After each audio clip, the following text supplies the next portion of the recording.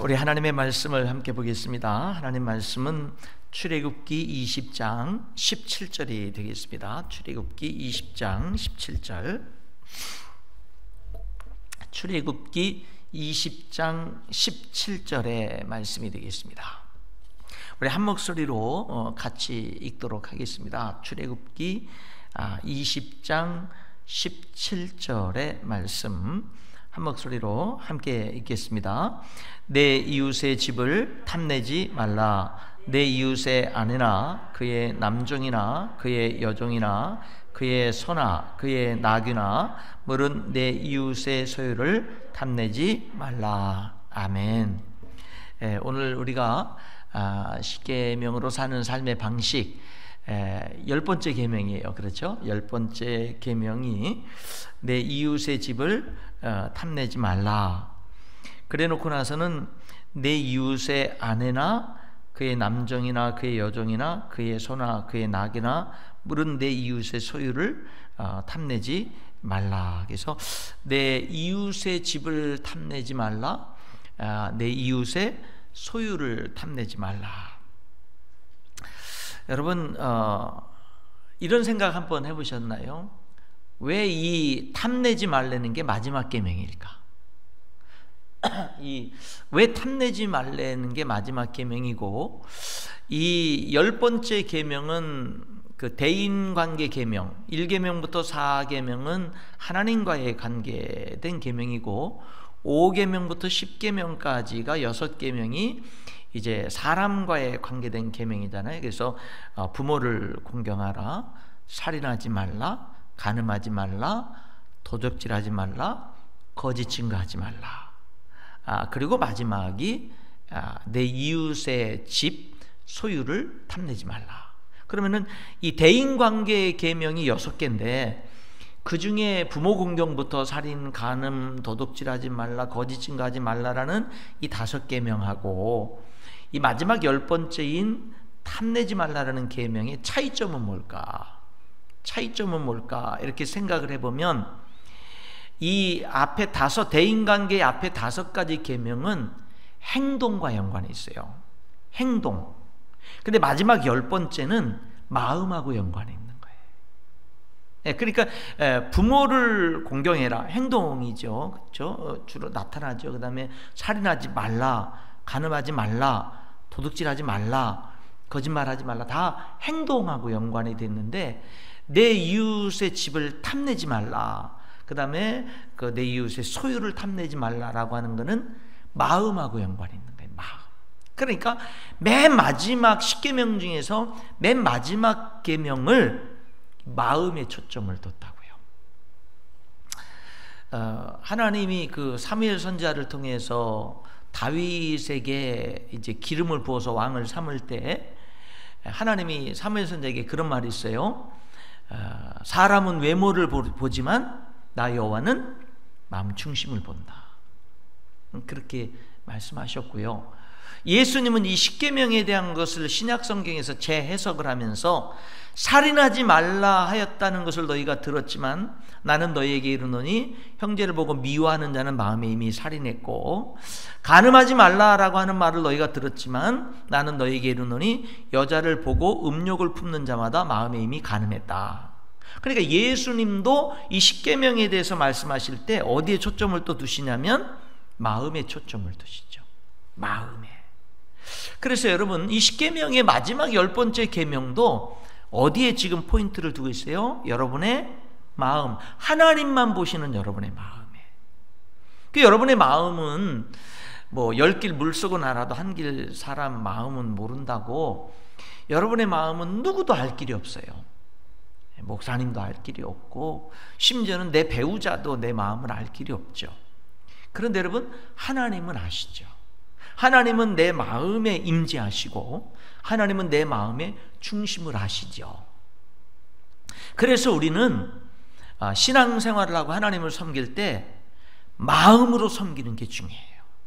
물론 여러분 마음으로만 섬기고 뭐 행동은 안 한다 그게 아니에요. 마음이 있으면 당연히 행동은 따라와요. 그래서 이 모든 앞의 계명들은 다 행동하고 연관된 거예요. 그런데 마지막 10번째 계명이 어디에 초점을 둬요? 마음에. 그러니까 우리들의 행동이 가식적인 행동이 돼서는 안 된다는 거예요. 마음에서 진심, 내 마음의 진심으로, 그럼 남들이 볼 수도 없고 알 수도 없는 내 마음이 진심으로 하나님을 믿는 거예요. 진심으로 하나님을 사랑하는 거예요. 예, 그런 것 속에서 내가 헌신도 하고 봉사도 하고 희생도 하는 거지요. 예, 그것이 뭐예요? 여기 십계명 속에서 마지막 10번째 계명을 이 마음에 초점을 두고 있다라고 하는 것을 우리들이 기억할 필요가 있는 거예요. 그래서 여러분, 하나님만이 보시고 하나님만이 아시는 여러분의 그 마음이 하나님께 연락될 수 있기를 축복합니다. 하나님이 내 마음. 그래서 신앙생활은 그래서 진심으로 해야 되는 거고 정직하게 해야 되는 거예요. 신앙생활은. 그렇게 신앙생활하는 사람은 행복한 거예요. 행복한, 자유로운 거예요. 그런데 만약에 우리가 좀 이렇게 자꾸 내 마음에 자꾸 초점을 두지 않고 내 마음을 자꾸 다스리질 않고 내 마음으로 하나님을 사랑하고 내 마음으로 교회를 사랑하고 내 마음으로 목사님과 사모님과 성도들을 사랑하고 내 마음으로 정말로 이렇게 자꾸 내 마음을 자꾸 아름답게 갖고 가고 내 마음에 정말 주님이 늘 기쁨으로 임재할 수 있도록 하는 이 신앙생활, 그래서 내가 부족할 때도 있잖아요. 넘어질 때도 있고 죄를 질 때도 있고, 그럴 때는 하나님 앞에 정직하게, 하나님 내가 이렇게 잘못했어요, 하나님 내가 이렇게 부족해요, 하나님 내가 이렇게 연약해요, 하나님 저를 긍휼히 여겨주시고 하나님 용서해 주세요. 그러나 내 마음 중심에 하나님을 향하고 있는 거 아시잖아요. 다시금 예수님의 그 용서, 십자가의 은혜 힘입어서 내가 포기하지 않고 다시 일어나서 또 전진하겠습니다. 내 안에 함께 하시는 성령께서 저를 도와주세요. 자꾸 이렇게 뭐 하는 거예요? 우리들이 자꾸 주님의 은혜를 구하고 자꾸 주님의 도움을 구하면서 그 안에서 자꾸 자라가는 거예요. 자꾸 성장해 가는 거예요. 자꾸 나는 내가 남들보다 조금 더 신앙생활 잘한다라고 하는 그걸 가지고 남들을 정죄하고 나는 의인이라고 생각하고 이렇게 신앙생활을 하면 안 되는 것이고, 나도 여전히 오늘도 여전히 하나님의 은혜가 필요하고 오늘도 여전히 하나님의 용서가 필요한 거예요. 나에게도. 여러분, 오늘 여기 마지막 10번째 계명이 내 이웃의 집을 탐내지 마라. 이걸 다른 말로 바꿔보면 욕심 부리지 마라, 탐욕을 부리지 마라, 뭐 이런 뜻이잖아요. 욕망을 부리지 마라. 이 사람이 사랑이라고 하는 게 잘못되게 지나치면 욕망이 되는 거죠. 그렇게 되거든요. 그러면은 이런 질문이죠. 오늘 이 시간에 이 십계명으로 사는 삶의 방식의 10번째 계명을 설교하고 있는 여기 정민철 목사는 탐심이 없냐? 여러분, 죄송하지만 있어요. 저도 늘 탐심과 싸우면서 삽니다. 목사가 됐는데도 탐심은 사라지질 않아요. 여전히 하루하루의 삶 속에서 탐심과 싸워야만 되는 제 자신을 발견합니다. 어떤 때는 이겨요. 그리고 어떤 때는 져요. 근데 여러분, 신기한 거는 탐심과 싸워서 이겼을 때는요, 하나님을 기쁘시게 하게 됩니다. 그런데 탐심과 싸워서 지게 되면 이게 내 욕심은 좀 채웠을지 모르지만 이게 하나님께 기쁨을 못 돌리는 거예요. 이게. 그리고 어저께 탐심과 싸워서 위대한 승리를 했어도 오늘 또 질 수가 있는 거예요. 이거는 제 경험을 통해서 말씀드린 거예요. 제 하루하루의 삶 속에서. 여러분, 목사인 저도 뭐 다른 길들을 다 포기하고 하나님의 부르심에 순종해서 그 길을 걸어가는 저에게도 여전히 이 탐심에서 완전히 승리하지 못했다. 오늘도 이 탐심과 싸우면서 나간다라고 하는 거죠. 여러분은 안 그런가요? 여러분도 마찬가지겠죠.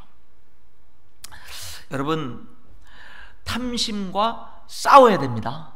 탐심과 싸워야 돼요. 날마다 싸워야 돼요. 어저께 이겼다고 안심하면 안 되고요, 오늘도 또 자꾸 싸워야 돼요. 탐심과 싸우는 거, 이것이 우리들에게 참 중요한데, 성경에 보면은 엘리사의 종 게하시가 있어요. 게하시라는 사람이 있는데 열왕기하 5장에 보면은 이 나아만 장군이, 아람 나라의 나아만 장군이 엘리사에게 와서 나병을, 요단강에 몸을 7번 잠그고 나병을 고치고 난 다음에 이 나아만 장군이 이 엘리사에게 와가지고 많은 그 예물을 드리려고 그랬어요. 그랬더니 엘리사 선지자가 하나도 안 받았어요. 하나도 안 받고 돌려보냈어요. 그러니까 그 엘리사 선지자를 옆에서 가장 가까이서 수종드는 게하시라는 사람이 너무 아까운 거예요. 왜 그렇게 고쳐주고 그 불치병을 고쳐주고 난 다음에 그 많은 그 예물들을 왜 안 받는지. 그래가지고는 이제 떠나보내고 난 다음에 엘리사 선지자 몰래 뒤따라갑니다. 그래가지고는 잠깐만요 세워놓고 나서 뭐냐면, 우리 엘리사 선지자님이 이 선지자가 이렇게 좀 사람이 좀 왔는데 좀 도와줘야 되니까 은하고 좀 이렇게 좀 이렇게 좀 달라고 그랬습니다. 그래가지고 뭐를 이렇게 요구를 하게 되냐면 은 1달란트하고 옷 2벌을 요구합니다. 그랬더니 이 나만 장군이 더 주죠. 그리고서는 몰래 엘리사 몰래 집에다 갖다 감춰놨단 말이죠. 탐심이죠, 탐심. 엘리사가 다 알아요. 그리고 나서는 이제 게하시를 불러다가 야단을 치게 되는데, 결국 나아만에게 들었던 나병이 이 게하시에게 들게 되는 것을 보게 되죠. 여러분, 이 게하시를 보게 되면 가장 가까이에서 가장 많은 기적을 베풀었던 이 엘리사 선지자의 하나님의 권능을 보면서도 여전히 뭐에서 해방되지 못했어요? 탐심에서. 여러분들이 몇십 년을 신앙생활을 하고 수많은 기도의 응답을 받고 수많은 하나님의 축복을 받았어도 여전히 오늘 우리들은 탐심에서 자유롭지 못한 겁니다. 그런데 탐심과 싸워야 되고, 그렇기 때문에 싸워야 되고, 탐심에서 이기면 이길수록 하나님을 기쁘시게 할 수 있고 하나님께 순종할 수 있지만, 탐심을 이기지 못하면 우리들은 여전히 이렇게 안타까운 그런 삶을 살 수밖에 없다라고 하는 거죠. 그래서 일단은 뭐냐면, 여기 10계명 중에 마지막 계명이 탐심을, 내 이웃의 집을 탐내지 말라, 소유를 탐내지 말라. 나중에 이제 좀 보겠습니다만은 예수님도 삼가 탐심을 물리쳐라 이렇게 말씀을 하시잖아요. 그래서 저와 여러분이 가장 먼저는 탐심과 싸워야 돼요. 자꾸 이렇게 내려놓는 훈련, 이제 이런 부분들이 우리들에게 필요하다라고 하는 것이죠. 이 탐심은요, 이 앞에 있는 모든 계명들하고 다 연관이 있어요. 탐심은 우상숭배니라는 말씀이 있잖아요. 그래서 사람이 탐심을 가지면 하나님을 섬기지 않고 우상을 섬기게 됩니다. 사람이 탐심을 가지면 심지어 부모님을 공경하는 게 아니라, 어떤 사람은 부모님의 돈 때문에 부모님을 죽이기도 하죠. 심한 경우는. 탐심은 부모님을 공경하지 못하게 만들 수도 있어요. 살인하지 말라, 탐심은 살인하게 만들 수도 있습니다. 간음하지 말라, 탐심은 간음하게 만들고, 오늘 본문에도 뭐예요? 내 이웃의 아내를 탐내지 말라 그러잖아요. 탐심은 간음할 수 있게 만듭니다. 도둑질할 수 있게 만들고요, 거짓말하게도 만들죠. 그러니까 탐심은 모든 계명과 연관이 있어요. 모든 계명과 연관이 있는 게 탐심이기 때문에, 그래서 우리의 삶 속에서 정말로 이 마음 중심으로 하나님 앞에 정직하게 섬기는 것, 이런 것들이 굉장히 중요하다라고 하는 것이죠. 여러분, 탐심에 사로잡히지 않아야 됩니다. 우리는 끊임없이 욕심을 내려놔야 돼요. 끊임없이 욕심을 내려놓는 거. 고린도 후서에 보면은 4장에 그런 말씀이 있어요. 제가 정말 좋아하고 늘 붙들고 자주자주 이렇게 묵상하는 말씀인데, 거기 보게 되면은 우리의 겉사람은 낡아지나 우리의 속사람은 날로 새로워지도다. 겉사람은 육신이잖아요. 나이가 들면 50, 60, 70, 80 나이가 들면은 겉사람은 자꾸 낡아집니다. 쇠해지죠. 이렇게 중심 잡기도 힘들고 활동하는 것도 힘들어져요. 겉사람이 낡아지는 것은 하나님 만날 준비를 하는 거죠. 그거는 어쩔 수 없어요. 우리들이 이 세상 영원히 살 게 아니기 때문에. 그런데 성경은 이렇게 말해요. 사도 바울은, 그러나 속사람은 날로 새로워진다. 그렇죠? 여러분, 저와 여러분이 그래야 됩니다. 우리의 겉사람은 낡아져도요, 여러분과 저의 속사람은 날로 새로워져야 돼요. 예, 주님이 우리들에게 원하는 게 그거예요. 속 사람도 함께 낡아지면 안 돼요. 속 사람은 새로워져야 돼요. 근데 여러분, 속 사람이 어떻게 새로워지는가 생각을 해보면은 욕심을 자꾸 내려놓음으로 속 사람이 새로워지는 거예요. 만약에 욕심을 내려놓지 않고 여전히 내가 욕심을 부리고 탐심을 부리면, 그럼 뭐가 되면요, 속 사람이 새로워질 수가 없어요. 그래서 여러분, 자꾸 우리들이 나이가 들어갈수록 자꾸 손을 펴야 됩니다. 일부러 이거 노력하지 않으면 안 되거든요. 이게 자꾸 나이가 들어갈수록 자꾸 내려놓고 손을 펴고 자꾸 하나님께 맡기고 자꾸 그래야 우리의 속사람이 날로 새로워지게 되고, 그리고 우리들이 정말로 하나님 안에서 이렇게 자유로워지게 되고 더 하나님께 대한 소망이 더욱더 생생하게 살아있게 되는 것이지, 여전히 욕심을 부리고 이 세상 것에 욕심을 여전히 부리게 된다고 한다면, 그러면은요, 우리들의 속사람이 새로워질 수가 없다라고 하는 거죠. 탐심을 부리면 소중한 많은 것들을 잃어버리게 됩니다. 탐심은 왜 부리죠? 더 가지려고, 다른 사람 것도 더 가지려고, 심지어 하나님의 것도 더 가지려고, 이렇게 탐심을 부리지만, 탐심을 부리면 부릴수록 더 잃어버려요. 소중한 것들을 잃어버립니다.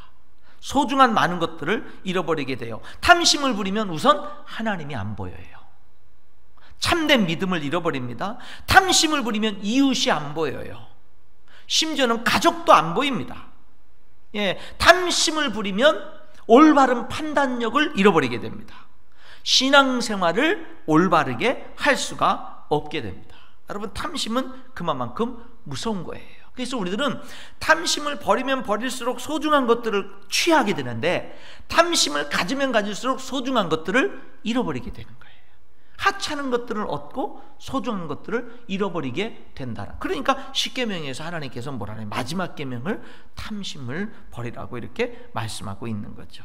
이 탐심이라는 말의 뜻에는 더 많이 가지려고 하는 욕망, 그런 뜻이 여기에 담겨져 있습니다. 그것이 다른 사람의 것이든 하나님의 것이든 더 많은, 하나님이 내게 허락한 것 외에 더 많은 것을 가지려고 하는 욕망이 바로 이 탐심이다라고 하는 것이죠. 여러분, 탐심은 어떻게 나타날까요? 어떤 모양으로 나타날까라고 하는 것인데, 우선 오래전에 이제 미국의 CBS 방송에서 이런 내용이 방송이 됐다고 그래요. 이제 플로리다 웨스트팜 비치라고 하는 곳에 72세 된 할머니가 숨진 채 발견이 됐어요. 근데 사인은 영양실조로 돌아가셨습니다. 그때 몸무게가 25kg였습니다. 집 냉장고 안에는 먹을 게 하나도 없었고요, 텅텅 비어 있었습니다. 이 할머니는 동네에 돌아다니면서 사람들에게 구걸을 하고 그거를 이제 갖다가 드시면서 살았는데, 나중에는 이제 그렇게 나갈 힘이 없어서인지 어쨌든 돌아가셨습니다. 이 돌아가셨기 때문에 이제 그 할머니 혼자 사시다가 돌아가셨으니까 그 할머니의 주변을 이제 정리를 해야 되잖아요. 그래서 다 주변을 정리하다 보니까 이제 그 은행에 금고가 2개 있는 것이 알게 됐어요. 그래서 그 은행 금고를 확인해 봤더니 거기는 엄청나게 많은 현금, 주식 이런 게 있는데 100만 달러가 넘었으니까 소위 말하면 미국 사람들 100만 장자라고 그러잖아요. 이 할머니가 100만 장자였던 거예요. 그런데 그 모든 것을 뭐예요? 안 쓴 거예요.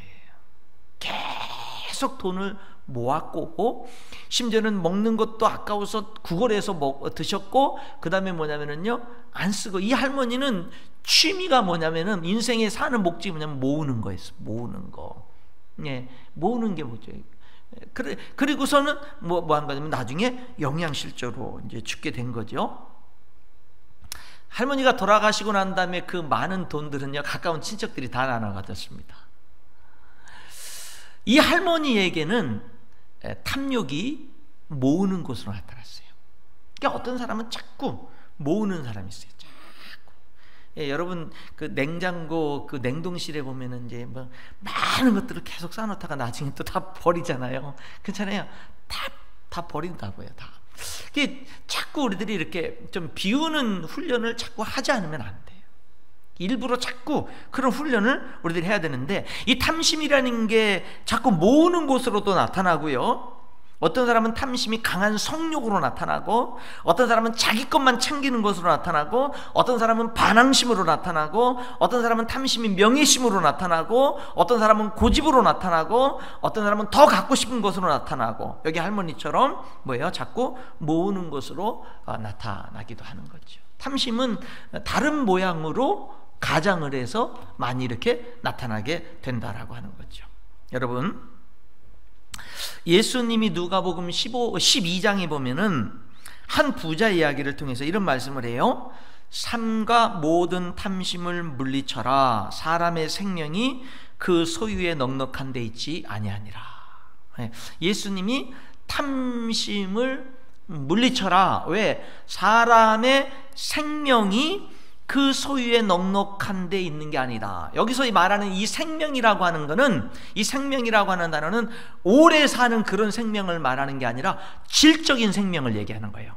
여기서 사람의 생명이 그 소유에 넉넉한 데 있지 않다라고 말할 때, 여기서 생명은 질적인 생명, 그러니까 이 세상에 하나님이 허락하신 7, 80, 8, 90의 인생을 살아가는 동안에 풍성하게 사는 거, 행복하게 사는 거, 그 생명을 얘기하는 건데, 그냥 오래 사는 거, 그런 생명을 얘기하는 게 아닌데, 근데 그 사람의 생명은, 풍성하게 사는 생명은 소유에 넉넉한 데 있는 게 아니다라고 말씀했어요. 그런데 사람들은 왜 자꾸 탐심을 부리게 되느냐? 사람들은 거꾸로 생각하는 거예요. 사람의 생명이 소유에 넉넉한 데 있다라고 생각을 하는 거예요.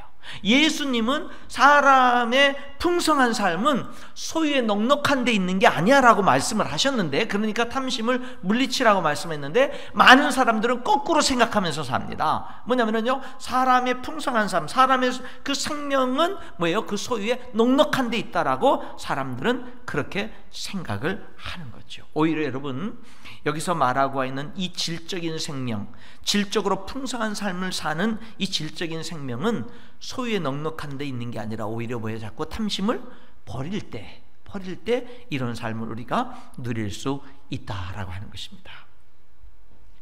그러면은 탐심이라는 것이 결국 우리들에게 좋은 것을 주지도 않는데도 불구하고 순간 눈앞에 있는 것으로는 좋은 것을 주게끔 보이니까, 취하게끔 보이니까, 그러니까 사람들이 자꾸 탐심에 빠지는 거예요. 눈앞에 있는 것은 좋은 것이로 나에게 이익처럼 보여요. 그리고 보이지 않는 그런 것들에 더 소중한 많은 것들을 잃어버리는데, 사람들이 그걸 보지 못하니까 자꾸 탐심에 빠지잖아요. 그래서 탐심을 물리칠 수 있는 방법, 이웃의 집을 탐내지 않고, 이웃의 소유를 탐내지 않고, 예수님의 말씀처럼 탐심을 물리칠 수 있는 길이 뭐냐라고 하는 거죠.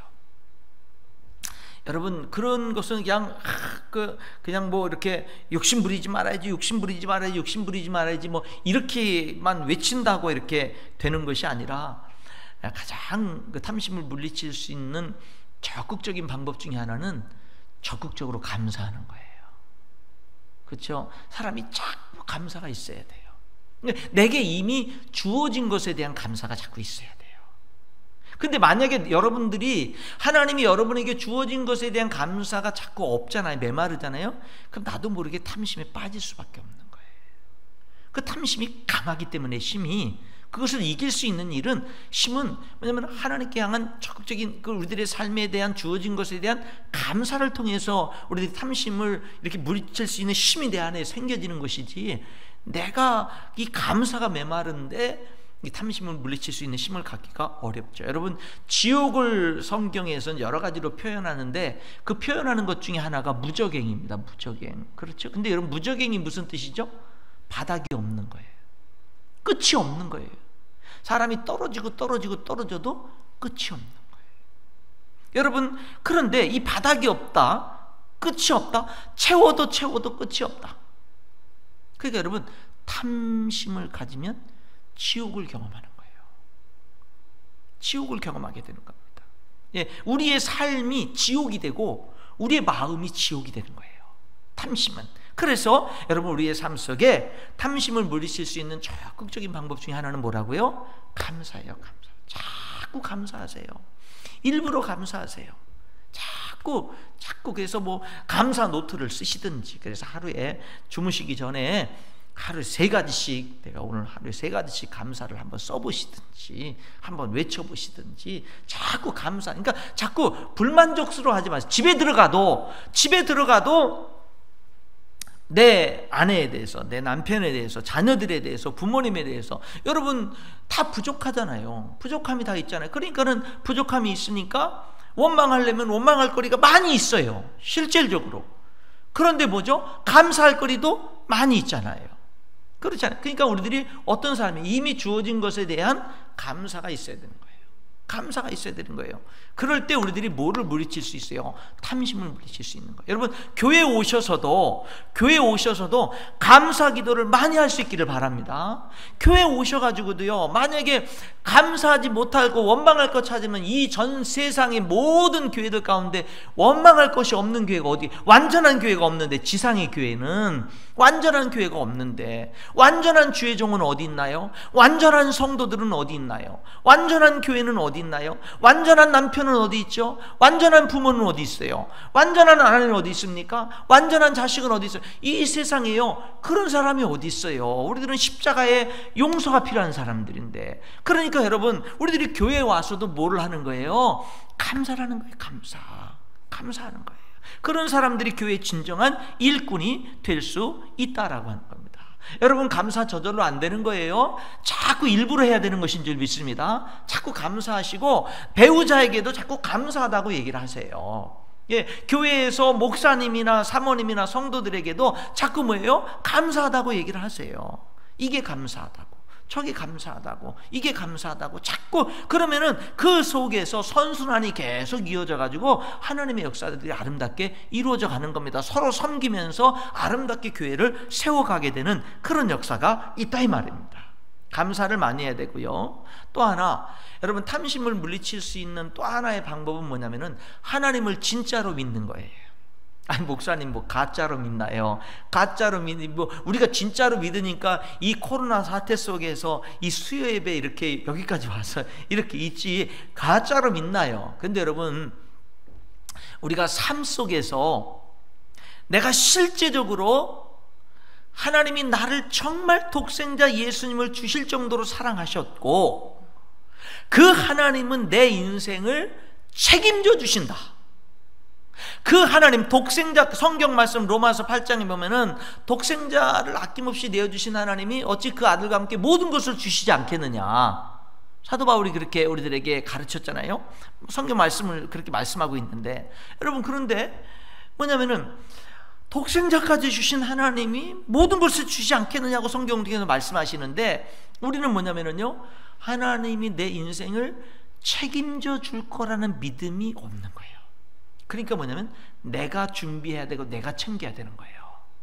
때로는 불신앙의 모습을 보이더라도 그래야 되는 거예요. 그러니까 우리들이 정말 하나님을 믿자라고 하는 것은 뭐냐면은 의심이 올 때, 두려움이 올 때, 근심 걱정이 밀려올 때, 그럴 때 뭐 하자는 거예요? 그럴 때 하나님을 신뢰하자라는 거예요.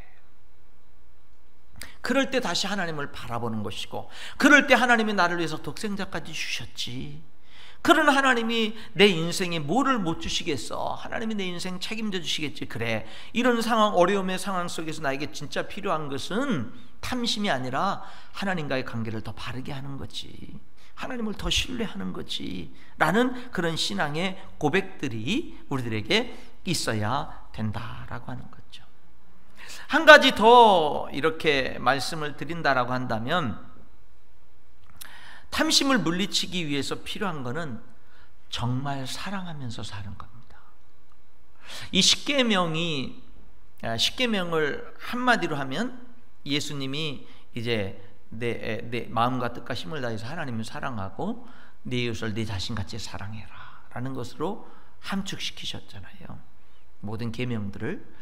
그리고는 이제 그것을 한마디로 하면은 이제 사랑하면서 살라라는 거예요. 그래서 1계명부터 4계명은 하나님과의 관계를 잘해라. 그 관계를 잘하는 게 뭐냐? 하나님을 사랑하는 거다. 5계명부터 10계명은 사람과의 관계를 잘해라. 관계를 잘하는 게 뭐냐? 사람을 사랑하는 거다 라는 것을 얘기하는 거예요. 그러니까 이 10계명은 처음에 말씀드렸던 것처럼 관계를 잘하라는 말씀이고, 관계를 잘하는 것은 사랑하는 거예요. 그러니까 여러분, 저와 여러분은 정말로 마음과 뜻과 힘을 다해서 하나님을 사랑하고 내 이웃을 내 자신같이 사랑하라고 주님이 말씀하신 그 말씀을 우리들이 내 삶 속에서 실천하는 거예요. 정말 하나님을 사랑하는 거예요. 정말 이웃을 사랑하는 거예요. 여러분, 내가 정말 이웃을 사랑하는데 살인하겠습니까? 정말 이웃을 사랑하는데 간음하겠습니까? 정말 이웃을 사랑하는데 도둑질하겠습니까? 정말 이웃을 사랑하는데 거짓말하겠습니까? 정말 이웃을 사랑하는데 더 주고 싶지 탐내겠습니까?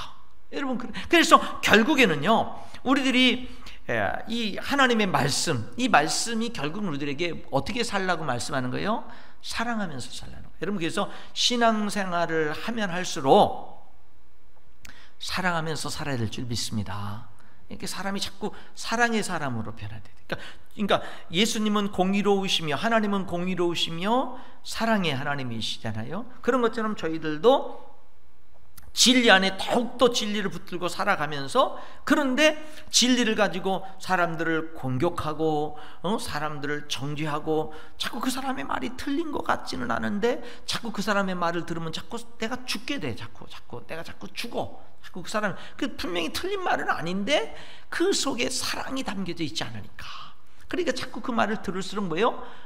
죽는 거예요. 여러분, 칼을 가지고 좋은 용도로 쓸 수 있지만 죽일 수도 있는 것처럼 그렇잖아요. 말씀을 검이라고도 성경에서 에베소서 말씀했는데, 그런 것처럼 여러분, 우리들이 삶이 이 사랑이 빠져버리면, 그리고 사랑이 항상 앞서질 않으면, 그러면 우리들이 정말 안타까운 그런 파괴적인 삶을 살 수 있다라고 하는 거거든요. 그래서 여러분, 저와 여러분이 정말로 시간이 흘러갈수록 사랑의 사람으로 변화되어져 가고 사랑의 사람으로 커가야 될 줄 믿습니다. 요한 1서에 보면 그랬잖아요. 사랑하는 자는 하나님을 알고 사랑하지 않는 자는 하나님을 알지 못하나니 이는 하나님은 사랑이십니다. 그러니까 여러분, 사랑하지 않는 사람은 아무리 내가 진리를 안다 하더라도 하나님을 모른다고 성경은 말했어요. 사랑하지 않으면, 성경은 원수도 사랑하라 그랬잖아요. 그렇잖아요. 너를 핍박하는 자를 위해서 축복하고 기도하라 그러잖아요. 그런 주님의 그 사랑을 내가 해보려고 하고 그 사랑을 실천하려고 할 때 비로소 나를 사랑하시는 십자가의 하나님의 사랑을 알아가는 거예요. 근데 내가 그냥 내가 좀 알고 있는 성경 말씀만 가지고 자꾸 사람들 판단하고 정죄하고 이렇게 하게 되면, 그럼 뭐가 되는 거예요? 하나님을 모를 수가 있다라는 거죠. 모를 수가 있다라는 거예요. 그래서 우리들에게, 정말 크리스천들에게 중요한 게 뭐예요? 사랑이에요, 사랑. 여러분, 여러분의 배우자를 진심으로 사랑하고 축복할 수 있기를 바랍니다. 저는 사랑이라는 말을 좀 추상적이잖아요. 그래서 이거를 좀 더 실질적으로 좀 단어를 바꿔보면 축복하는 삶이라고 바꿔볼 수 있다고 생각을 해요. 그러니까 자꾸 진심으로 나에게 가까이 이렇게 하나님이 이렇게 있게 하신 그 사람들을 진심으로 축복하는 거예요. 정말 내 가족 식구들을 진심으로 축복하고, 교회에서 우리 목사님, 사모님을 진심으로 축복하고, 성도들을 진심으로 축복하는 거예요. 정말 진심으로 축복하는 거예요. 그것이 뭐예요? 그것이 사랑이다라고 하는 것이죠. 여러분, 말씀의 결론을 맺도록 하겠습니다. 저는 이 10계명의 마지막 10번째 계명인 내 이웃의 집을 탐내지 마라, 소유를 탐내지 마라 라고 하는 이 계명을 자꾸 묵상을 해보면 어떤 성경 구절이 떠오르게 되냐면 시편 23편이 떠올라요. 1절, 여호와는 나의 목자시니 내게 부족함이 없으리로다. 이 말씀이 이 10번째 계명과 클로즈업 돼가지고, 그래서 이 말씀이 자꾸 떠올라. 그래, 맞아. 그래서 한 번은 한 1년이 훨씬 넘도록 새벽에 잠자리에서 아침에 딱 새벽에 일어나게 되면 그 자리에서 무릎을 꿇고 여호와는 나의 목자시니 오늘도 내게 부족함이 없으리로다. 그렇게 하고선 이제 한 1년이 넘도록 그렇게 하루를 시작해 본 적도 있거든요. 그렇게 해 본 적도 있는데, 여러분 이 고백, 이 다윗의 고백이 오늘 저와 여러분이 고백이 될 수 있기를 축복합니다. 여호와는 날마다, 오늘도 하나님이 나의 목자시기 때문에 내게 부족함이 없다. 이 고백이 진솔하게 우리들에게 되어지게 될 때에 우리들은 탐심을 내려놓을 수 있게 되고, 그럴 때 우리들은 비로소 속사람도 새로워질 수 있고, 정말로 하나님도 제대로 섬길 수 있고, 정말 교회도 제대로 섬길 수 있고, 정말로 우리 가까이 있는 사람들도 제대로 섬기고 축복할 수 있고, 진정 소중한 탐심을 물리쳐라 사람의 생명이, 이 질적인 이 생명이 소유에 넉넉한 데 있지 아니하니라. 주님이 말씀하신 것처럼 진정한 질적인 생명의 풍성함을 우리들이 누릴 수 있는 것이 이 탐심을 버릴 때예요. 여러분, 저와 여러분에게는 죽는 날까지 이 탐심과 싸워서 정말 우리들이 이겨야 될 게 이 탐심과 싸워서 이겨야 될 것인 줄 믿습니다. 그렇게 성장해 나가는 저와 여러분 될 수 있기를 주님의 이름으로 축원합니다. 기도하겠습니다.